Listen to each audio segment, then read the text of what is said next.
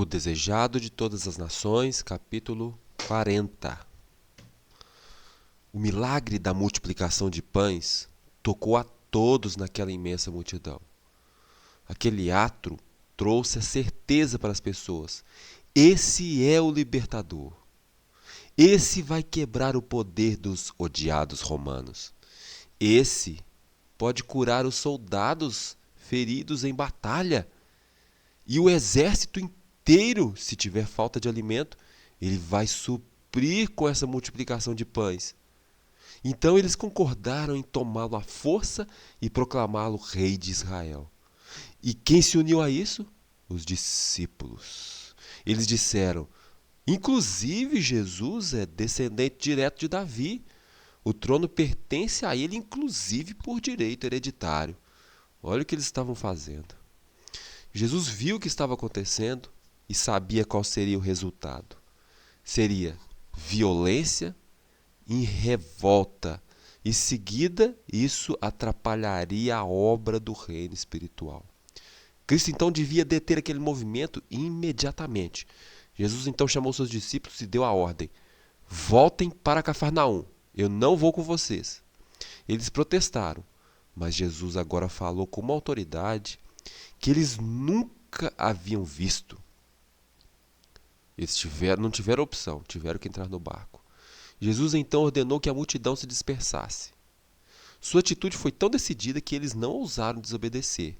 Eles até iniciaram o ato de avançar para tentar agarrá-lo, mas os passos deles foram detidos. O porte real de Jesus, suas poucas e contidas palavras de comando, frustraram os planos daqueles homens e aquela multidão se dispersou.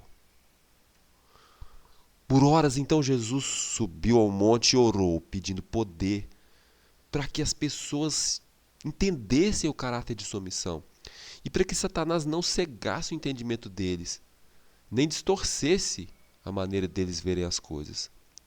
Os discípulos, então, no barco, começaram a reclamar. Por que Jesus não deixou que nós o proclamássemos rei? Em seguida, começaram a se culpar, porque eles disseram, nós devíamos ser mais insistentes, persistentes. E a descrença então tomou conta da mente e do coração deles. Começaram então a dizer, por que Jesus não faz a nossa vida mais fácil? Ele pode multiplicar pães e a gente nessa dificuldade toda. Por que ele não ajuda? Outra pergunta que eles faziam. Por que ele não salvou João Batista da morte? Uma morte tão violenta? Chegaram então à seguinte pergunta. Será que Jesus é mesmo impostor, como afirmam os fariseus? Olha o que aconteceu na mente dos discípulos. E pode acontecer na sua mente também. Basta que você abra a brecha. A lembrança daquele precioso e glorioso dia devia tê-los enchido de fé e esperança. Mas eles esqueceram todos os milagres do dia. Seus pensamentos eram tormentosos. E sabe o que Deus fez? Deu a eles algo mais para afligir e ocupar a mente. Muitas vezes, quando nós criamos fardos e problemas para nós mesmos, Deus faz isso. Manda mais uma aflição. Uma violenta tempestade vinha se aproximando em silêncio, e eles não estavam preparados. No incidente de andar sobre o mar e depois afundar, que aconteceu posteriormente, Jesus quis revelar para Pedro que sua única segurança estava na constante dependência do poder divino. Em meio às tormentas da tentação, ele só podia andar em segurança ao confiar no Salvador. Pedro era fraco.